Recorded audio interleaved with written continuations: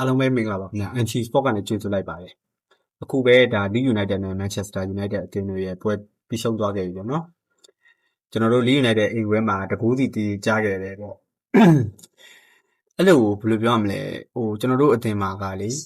နိုင်လို့စေးကင်းမဲ့တဲ့ကစားသမားတွေရဲ့မရှုံးရင်တော်ပြီဆိုတော့နီးပြရဲ့နဲ့ဖွဲ့စည်းထားတာပေါ့နော်ကစားသမားတွေဒီရဲ့လည်းသူတို့ကိုယ်တိုင်တော့ဘာမှအသုံးမချပဲနဲ့ဘိုးဘတ်ဆိုပြီးတော့တည်ရမလားအလှလေးတွေပေးချင်တာတမျိုး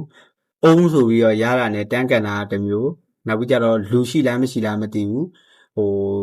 အပေါ်ရောက်ဝင်ပြီးရောဆိုပြီးတော့လှမ်းကန်တာတမျိုးပေါ့နော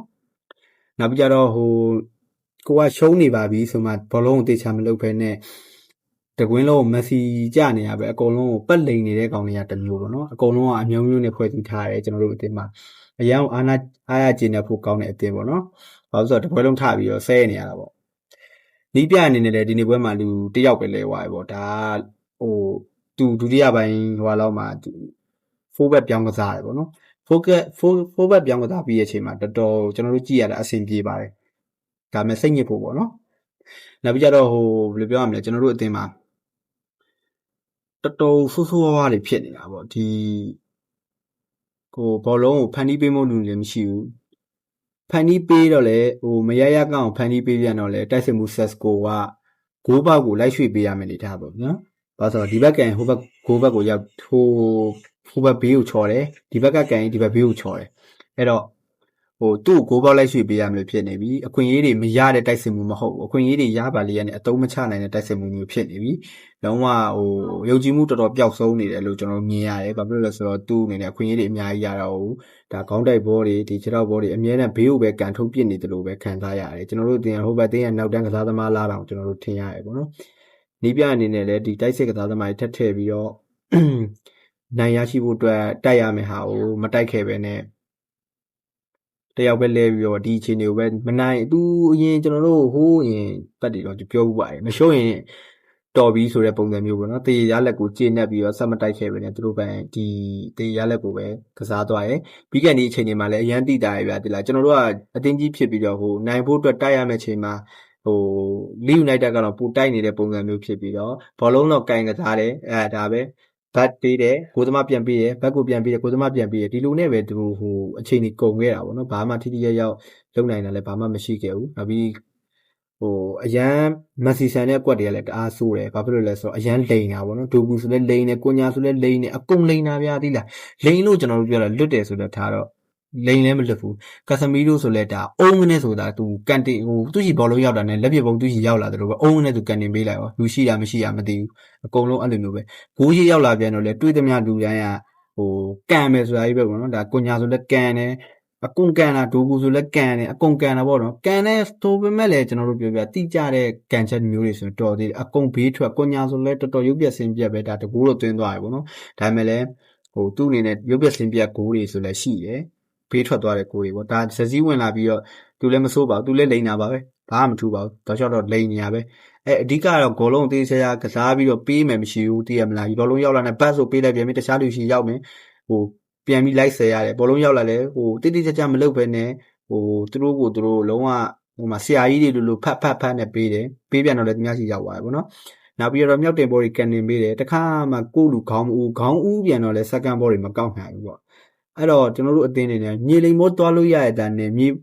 မသွားဘဲနဲ့ဒီအားနေကန်တင်ဖို့ပဲစဉ်းစားအားနေကန်တင်ပြန်တော့လေသူများရှိပဲရောက်သွားတာဘောလုံးကသူများရှိပြန်ရောက်သွားတော့ဘာမှမထူးအဲ့တော့ဒီနီးပြအနေနဲ့ဒီတိုင်းသာဆက်သွားနေမယ်ဆိုရင်တော်တော်အဆင်မပြေဘူးပေါ့အဆင်မပြေဘူးဆိုတာသူယုံကြည်ထားတဲ့ဒီ3421ကတော်တော်အဆင်မပြေဘူးဆိုတာကျွန်တော်တို့အားလုံးသိတယ်အဲ့ဒါကိုပဲသူဆက်သုံးတယ်ဒါပေမဲ့ဒုတိယပိုင်းမှာပြောင်းတယ်ဒါပေမဲ့ဒီလောင်းဘောကစားတာကြီးအခုချိန်ဒီမပြောင်းသေးဘူးပေါ့လောင်းဘောကန်တင်နဲ့ဆက်ကိုဦးလဲစက္ကန့်ဘောမကောက်နိုင်ဘာမှတုံ့စားလို့မရဘူးကိုကန်တင်လိုက်တဲ့ဘောလုံးကိုချီရဘောလုံးသူများရှိရောက်သွားတာပဲဖတ်တယ်နဲ့နောက်ကြတော့ဒီ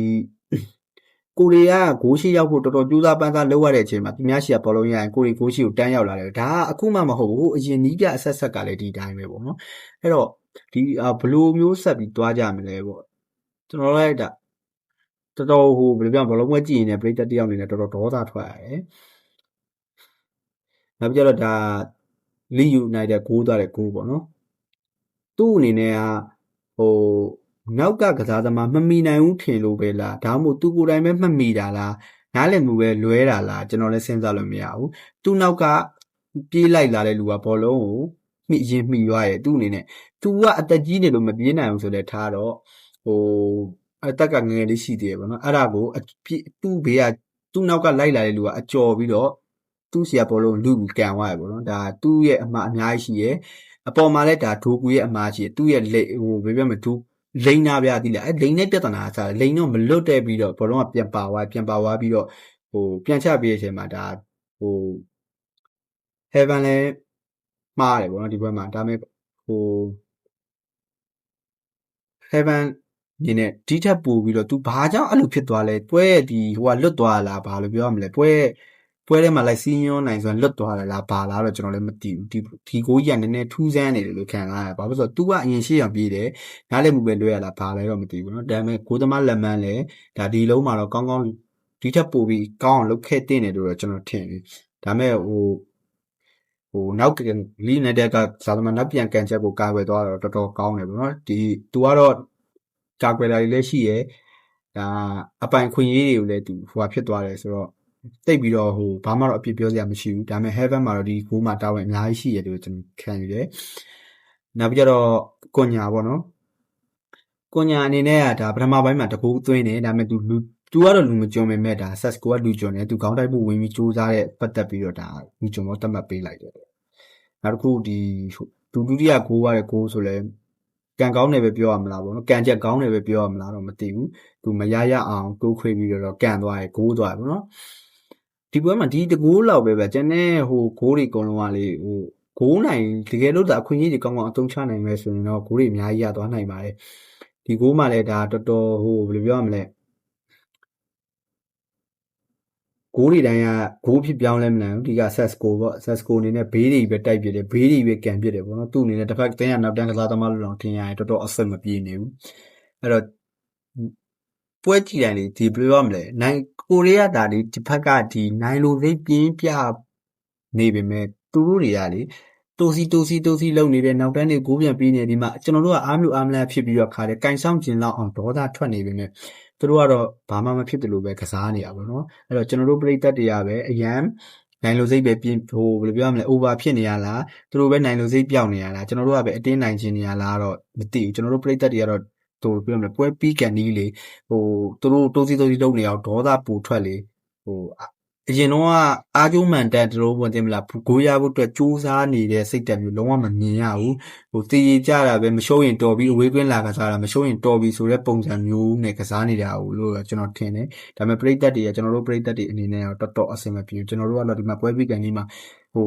ဂိုးလေးရနိုင်မလားဆိုကျွန်တော်တို့မျှော်လင့်တကြီးနဲ့ပွဲကိုကြည့်ပြီးအားမလို့အားမရဖြစ်နေပြီမဲ့သူတို့ကတော့မထုံတသေးပဲဒီတိုင်းပဲ AC ပြောမလဲအချိန်တိုင်းလားစာယူမယ်ပွဲကိုတာဝန်ရဝင်ကန်ပေးလိုက်မယ်ဆိုတဲ့ပုံစံမျိုးပဲကျွန်တော်တွေ့ရတယ်အဲ့တော့ Manchester United တင်ကိုကြည့်ရတော့ဒါပြီးခဲ့တဲ့ဘက်ကတော့ဒါဒီနောက်ပိုင်းမှာတော့တော်တော်အခြေအနေမကောင်းကျွန်တော်တို့တင်နေဒီအစောပွဲကန်တာနည်းနည်းတော်သေးတယ်ဒီညနေပွဲတွေဆိုပိုဆိုးတယ်2:45ကန်တဲ့ပွဲတွေဆိုရင်တော်တော်အဆင်မပြေဘူးဘာလို့ဆိုတော့ကျွန်တော်တို့မိုးလင်းပေါက်ကြည့်ခဲ့ရတယ်ဒါပေမဲ့အတင်းအဆင်မပြေတဲ့အခါကျတော့ပိုပြီးလုံထဲမှာလည်းဒေါသတွေထွက်ရတယ်ဗျအဆင်မပြေအဲ့တော့မန်ပွဲကြည့်မယ်ဆိုရင်တော့ခါလုံးဝစိတ်ကိုရှော့ထားပြီးတော့ဘယ်လိုပြောရမလဲတာမန်ပဲအားပေးပါလုံးဝမျှော်လင့်ချက်အကြီးမထားပါနဲ့ဘယ်အသေးနဲ့ကန်နောက်ဘက်ဘန်လေးနဲ့တွေ့မှာဘယ်အသေးနဲ့ပဲကန်ငါတေချာပေါက်နိုင်မယ်လုံးဝနိုင်ကိုနိုင်ရမယ်ဆိုတဲ့စိတ်နဲ့မကြည့်ပါနဲ့တိတိချက်စိတ်ကိုရှော့ထားပြီးတော့ဘယ်လိုရလဲပဲတော်တော်စိတ်ကိုရှော့ထားပြီးပဲကြည့်ပါဒါတော့ကျွန်တော်ကပရိသတ်တယောက်အနေနဲ့ဒါပြောပြတာပေါ့နော်ဒီဘက်မှာတော့ဒါ1-1တေးကြသွားတယ်ကျွန်တော်တို့မျှော်မှန်းထားတယ်ကျွန်တော်တို့ကတော့ဒီဘက်မှာလီလိုက်တက်လည်းအများကြီးမကောင်းခဲ့ဘူးလို့တော့ကျွန်တော်ထင်တယ်နိုင်လို့ရတဲ့ပွဲမျိုးပေါ့နော်အဲပွဲမှာအနိုင်မရခဲ့တဲ့အတွက်တော့ကျွန်တော်တို့ကတော့နည်းနည်းဒေါသထွက်ရတယ်ခုတော့ဒါအဆင့်9ကိုတော့ယာယီတက်သွားပြီပေါ့နော်ဒါ Man City နဲ့ Chelsea တွေ့နေမယ် Chelsea ကနိုင်မလား Man City ကနိုင်မလားတော့မသိဘူးပေါ့နော်အဲတော့ Chelsea မကန်ခင်မှာတော့အခုအဆင့်9နေရာမှာရပ်တည်နေရပေါ့အားလုံးကျေးဇူးတင်ပါတယ်